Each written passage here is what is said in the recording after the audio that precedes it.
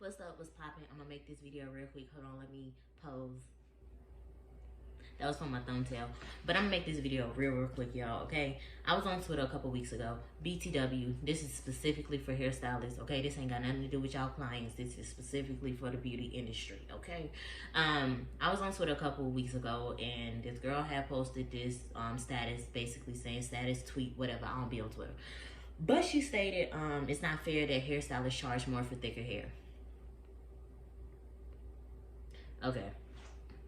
I went on there and I was real professional, real cute. You know what I'm saying? I was real cute. I was like, hey, I completely understand where you're coming from. But thicker hair causes more product, causes more time, causes more money. You know what I'm saying? Y'all, them people on Twitter was mad as hell. They was mad as hell. They still talking shit. I don't care. All right. My only problem, my only issue, my only misunderstanding of what the hell is going on is that there were stylists on there. Okay, so I stated, go back. Okay. I stated what I said, you know, thicker hair, more product, more time. And I also said, isn't this the same generation that said, know your worth and add tax?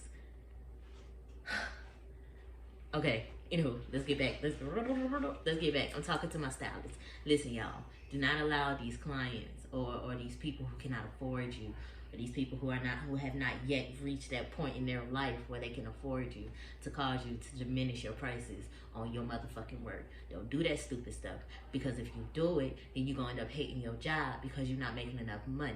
Okay? I don't care how much you love your job. If you're not making the money that you're supposed to be making, you're not gonna like it. Okay? So with that being said, I started as a kitchen beautician. That's what they called us, kitchen beauticians. I've been doing hair since I was 5.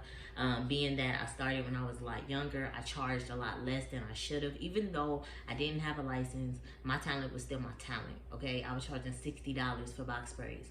Who you gonna find doing $60 for box sprays? Somebody at somebody's house. So what needs to be understood is that when you first get into the game, I understand the mistakes that we make. It's a rookie mistake, you know what I'm saying? You're not thinking about the products that you're using. You're not thinking about the time that you're putting in. You're not thinking about, you know, the support that your shoes need. You're not thinking about the little simple things that are really, really important to help you continue your business. But something that has also affected me is charging a lot less than what I should have. I haven't really started charging the price that I should have until now. And it's kind of, I've been put into a situation where it's kind of forceful, because now I have a business. So I have to pay for, you know, my business. I have to pay for the products that I use. I have to make sure that my car is okay for me to get here. I have to make sure that my shoes are of good support, so that my legs don't start hurting, so that my back don't start hurting. I have to make sure that I invest into my body. So I had no desire to explain that to them people on Twitter. I don't have anything to prove to nobody. I told them book a consultation if you have that many questions.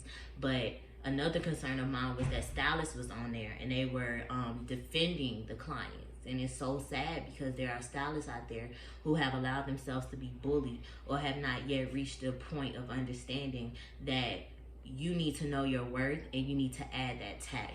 Ain't nobody trying to steal nobody money, but just as much as we don't want to steal from them, don't let nobody steal from you. You feel me? If somebody cannot afford your prices, then you point them to the direction of somebody who they can afford. There are good stylists who charge less than you, or charge less than what you should. You know what I'm saying? Send them to those people. If you are a good person, I kid you not. I've been on this world for 24 years, but I believe in past lives and shit. And I think that I have been blessed enough for the wisdom that I had in my past lives to also be in this one. If you are a good person, if you do good to people, you know, without needing the cameras and the lights and shit, if you are a good person, if you are close to the source, if you listen to your instincts, if you are talented at what you do, and you are patient, baby, your time is coming. Them clients is coming. But one thing that I had to learn, and this is the last thing I'm gonna say, and then I'm gonna get off of this. I want to give a shout out to my little sister, because she told me back when we was in college, and it was just in a regular conversation, and she said, you know, you got to be true to yourself. She wasn't talking to me specifically, but it was just a conversation. And she said, you got to be true to yourself, because if you're not truly being yourself, then you will not truly get what is for you. You see what I'm saying? And there's been times in the past where somebody has said like, or I have assumed, because that's what happens a lot. We assume that people can't afford our prices. I have assumed that people couldn't afford my prices, and then, you know, in the long run, I would get paid a lot less than I should, which would stop me from experiencing the things that I could experience, because we live in a world with money. And also, it's been times where, even now, I've had clients who, because I'm still working on it as well, but even now where I have had clients who, you know, their service may be, let's say somebody's service is honestly like 160. That's how much it truly is. If I calculate it in my head and all of the work that I did, I'll be like 160. But I'll assume, not trying to claim nobody to be broke or nothing like that, but I'll just assume like, okay, that's probably a lot of money to them. Shit, because it's a lot of money to me. Still, I don't give a damn.